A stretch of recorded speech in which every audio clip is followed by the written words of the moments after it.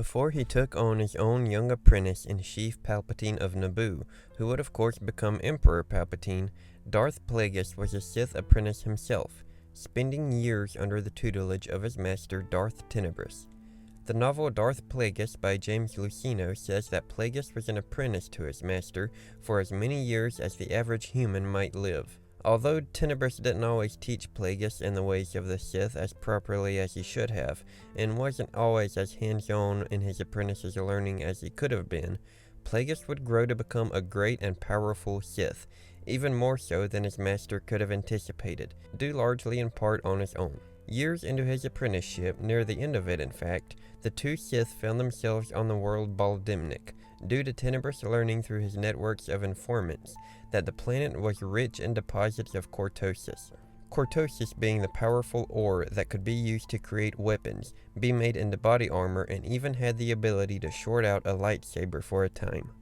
It's easy to see why something like this would be so sought after from various individuals, and especially Sith Lords. Plagueis and Tenebrous stood in the caves and caverns of Baldimnik along with a tread droid as well as a mining probe, waiting for news that the cortosis had been reached. After some time had passed, the drilling from the droid suddenly stopped, which caused Tenebrous to inquire as to why the M2 droid had led up the drilling.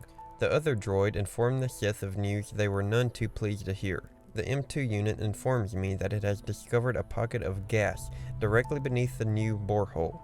The droid went on to explain that the gas was a highly combustible variant of lethane. The M2 unit attempted to excavate around the lethane pocket to avoid it. However, Plagueis ordered it to stop after gazing at the nearby monitor and seeing that the map indicated an even more massive concentration of lethane in the area. "I will order the unit to halt all activity," the droid said. However, the drilling and hammering continued. "The M2 is not responding." "Deactivate it," Tenebrous ordered, "at once," but the M2 unit had overridden the droid's command. "Impossible," Tenebrous said in disbelief. Tenebrous and Plagueis even attempted to fire lightning from their hands to the M2 unit in the cavern below. However, soon after, the hammering started up again. "It's the ore," Tenebrous said. "There's too much resistance here." Plagueis nearly leaped into the shaft to end the M2 unit himself, but was restrained by his master. "This can wait. We're returning to the grotto." Plagueis was nearly knocked over by the swiftness of his master's departure, and had to call on the Force to even keep up. Suddenly, the explosion came. Tenebrous conjured a force shield with a wave of his arms, which kept the fireball at bay, though Plagueis was hurled face first to the hard ground by its intensity.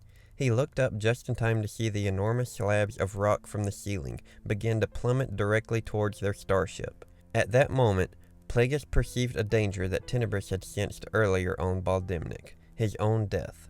After years of serving under his master, being rebuked and even talked down to on some occasions, Plagueis realized it was his time. This was his time to strike. While Tenebrous was distracted as he was holding up rock slabs himself, Plagueis reoriented himself, and with another wave of his hands brought the slabs down with such a quick momentum that Tenebrous was buried underneath before he hardly had time to realize what had hit him. Plagueis stood rooted in place. His success in bringing the ceiling down on Tenebrous was proof enough that his master had grown sluggish and expendable. Otherwise, he would have sensed the true nature of his demise, and if that were the case, perhaps Plagueis would be the one lying on the hard ground, covered in dust and rubble, head cracked open and his chest pierced with one of the pointed pieces of stalactite. Plagueis raced to Tenebrous' side, partly in excitement and partly due to keeping up a charade of innocence. He began to lift the rock from on top of his master. "Stop, apprentice," Tenebrous struggled. "You're going to need your strength." Plagueis held Tenebrous' pained gaze. "I did all that I could, master." Tenebrous stuttered and coughed. To be strong in the Force is one thing, but to believe oneself to be all-powerful is to invite catastrophe. Remember that even in the ethereal realm we inhabit, the unforeseen can occur. Better this way, perhaps, than to perish at your hand. As Darth Bane would have wished, Plagueis thought. "You are fated to bring the Sith imperative to fruition, Plagueis. It falls to you to bring the Jedi Order to its knees and to save the rest of the galaxy's sentience from themselves. But I need to warn you." Tenebrous started to say, but he fell abruptly silent. Plagueis could sense Tenebrous' highly evolved mind replaying recent events. calculating odds and reaching conclusions. His old master's black eyes shone with yellow light, and his free hand clutched at the ring collar of Plagueis. "You," Tenebrous declared. Plagueis pried Tenebrous's hand away and grinned faintly. "Yes, master. Your death comes at my bidding.